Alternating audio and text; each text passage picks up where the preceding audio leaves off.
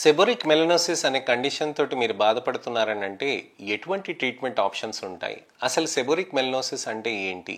ఏ విధంగా మనం జాగ్రత్తలు తీసుకోవాలి? ఎందుకు వస్తుంది? ఏ విధంగా జరుగుతుంది? ఎలాంటి ట్రీట్మెంట్ సేఫ్గా ఉంటాయి? ఎప్పుడు రెస్పాన్సెస్ వస్తాయి? ఇలాంటి అనేక సందేహాలు, అపోహలు, ప్రశ్నలు అందరికీ ఉంటాయండి. సో ఫేస్ పైన వచ్చే పిగ్మెంటేషన్లో సెబోరిక్ మెలనోసిస్ ఒకటి. దానికి ఏ విధంగా ట్రీట్మెంట్స్ ఉంటాయి అనే దాని గురించి మీ అనేక సందేహాలకి, అపోహలకి, ప్రశ్నలకి జవాబు దొరుకుతుందని ఆశిస్తున్నానండి నా ఈ ఇన్ఫర్మేషనల్ అవేర్నెస్ వీడియోతోటి. నేను మీ doctor Raj Kireet, Celestee skin laser and hair clinic, Jubilee Hills, Kokapet, LB Nagar మరియు సన్ సిటీలో chief and founder dermatologist and hair transplant సర్జన్గా ప్రాక్టీస్ చేస్తున్నానండి.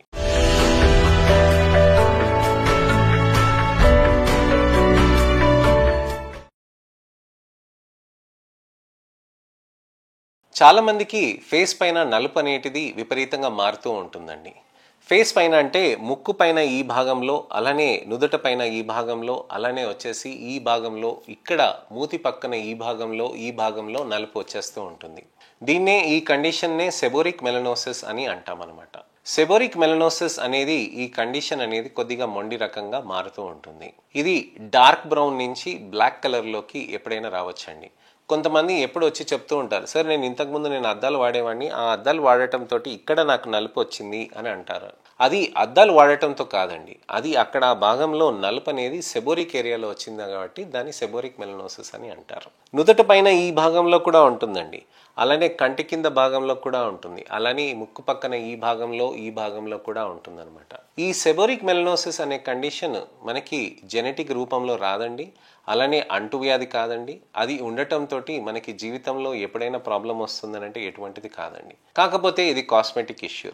నలుగురితో వెళుతున్నప్పుడు వాళ్ళు ఎప్పుడైనా కానీ పాత స్నేహితులు కానీ చుట్టాలు కానీ కలిసినప్పుడు అయ్యో ఏమైపోయారే అని ఆ మాట అనటంతో కాన్ఫిడెన్స్ దెబ్బతింటూ ఉంటుంది.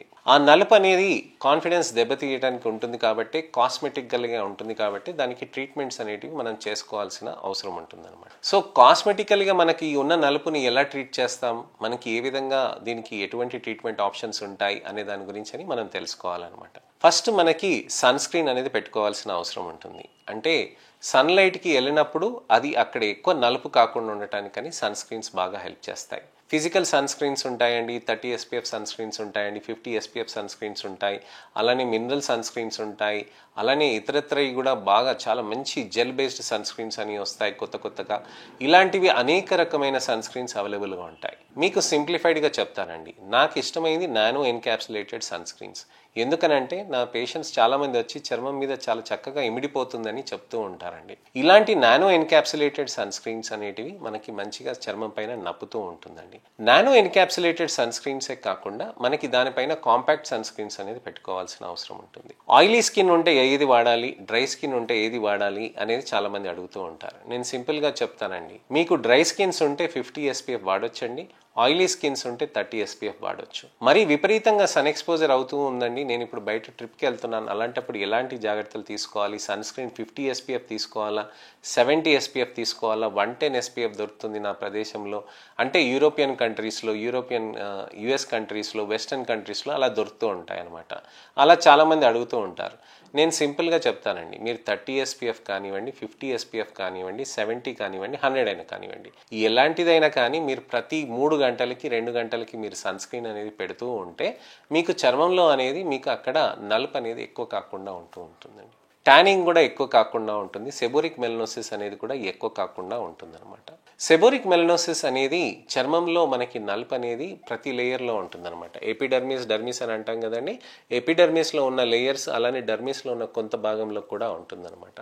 సో సెబోరిక్ మెలనోసిస్కి మనకి ఎటువంటి ట్రీట్మెంట్ ఆప్షన్స్ ఉంటాయి?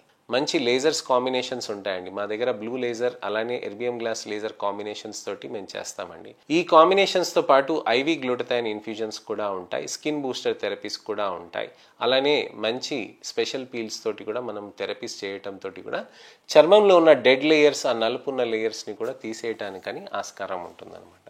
ఇలా చర్మంలో ఉన్న డెడ్ లేయర్స్ తీసేసినప్పుడు ఫ్రెష్గా వచ్చే స్కిన్ తక్కువ పిగ్మెంటేషన్ తోటి వస్తూ ఉంటుంది. ఇలా తక్కువ పిగ్మెంటేషన్ వచ్చిన దానికి అలా రిపీటెడ్ నెంబర్ ఆఫ్ సెషన్స్ చేస్తూ ఉంటే మనకి అప్పుడు బెటర్ స్కిన్ టోన్ అని వచ్చే ఆస్కారం ఉంటుందన్నమాట. ఏదో ఒక సెషన్ చేసేసాం కదా, 2 సెషన్స్ చేసేసాం కదా, అలా తగ్గిపోతుంది కదా అని అలాంటిది ఏం లేదమ్మా. మనం ఇక్కడ గమనించాల్సింది ఏంటంటే మనం ఎక్కువ పిగ్మెంటేషన్ ఉన్నప్పుడు ఎక్కువ నెంబర్ ఆఫ్ సెషన్స్ తీసుకోవాల్సిన అవసరం ఉంటుంది. డీపర్ పిగ్మెంటేషన్స్ ఉన్నప్పుడు ఎక్కువ సెషన్స్ అనేది తీసుకోవాల్సిన అవసరం ఉంటుంది. డార్కర్ పిగ్మెంటేషన్స్ ఉన్నప్పుడు ఎక్కువ సెషన్స్ తీసుకోవాల్సిన అవసరం ఉంటుంది అనమాట. కొన్నిసార్లు ఇంటెన్సిటీ పెంచుతామండి, కొన్నిసార్లు అగ్రెసివ్గా చేస్తామండి, కొన్నిసార్లు కాంబినేషన్స్లో కూడా చేస్తాం. స్కిన్ బూస్టర్ థెరపీస్ అంటే ఏంటి? మనకి స్కిన్లోకి హైలూరానిక్ యాసిడ్ అనేది ఇచ్చేస్తూ ఉంటాం అనమాట. స్కిన్ లోపలికి అంటే చర్మంలో పైన పొరను దాటి మాత్రమే మనం ఇస్తూ ఉంటాం అనమాట.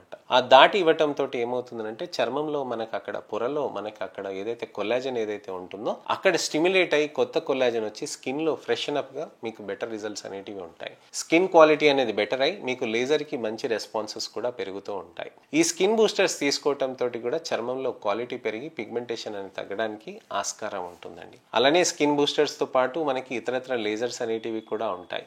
ఈ లేజర్ ట్రీట్మెంట్స్ కూడా చేయటంతో కూడా మనకి చర్మంలో మంచి రిజల్ట్స్ అనేటివి కూడా సాధ్యమవుతూ ఉంటుందండి. సో ఇదండి విషయం. చర్మంలో మనకి నలుపు ఉన్నప్పుడు, మొండి నలుపులు ఉన్నప్పుడు ఎక్కువ సెషన్స్ తీసుకొని మంచి రిజల్ట్స్ అనేవి తీసుకురావటానికని ఆస్కారం ఉంటుందండి. మీకు ఇంకా ఇతరేతర ఏమైనా సందేహాలున్నా, అపోహలున్నా, ప్రశ్నలున్నా తప్పకుండా మీరు కామెంట్ సెక్షన్లో పెడితే దానికి తగ్గట్టుగా నేను మీకు వీడియో రిప్లై కానీ టెక్స్ట్ రిప్లై కానీ నేను చేయగలుగుతానండి. నా ఛానల్ని సబ్స్క్రైబ్ చేసుకొని నోటిఫికేషన్ బటన్ నొక్కితే నెక్స్ట్ ఇన్ఫర్మేషనల్ అవేర్నెస్ వీడియో తోటి మళ్ళీ నేను మీ ముందుకు వస్తాను. నా వీడియోని లైక్ చేసి షేర్ చేయండి. మిత్రులకి, శ్రేయోభిలాషులకి, చుట్టాలకి ఎవరికైనా కానీ బ్యాడ్ పిగ్మెంటేషన్స్ ఉండి టఫర్ పిగ్మెంటేషన్స్ ఉన్నప్పుడు ఎలాంటి ట్రీట్మెంట్స్ తీసుకోవచ్చు అనే వాళ్ళు సందేహాలు ఉన్నప్పుడు వాళ్ళకి తప్పకుండా మీరు ఈ వీడియోస్ని షేర్ చేసి ఫస్ట్ నుంచి లాస్ట్ దాకా చూడమని చెప్పండి.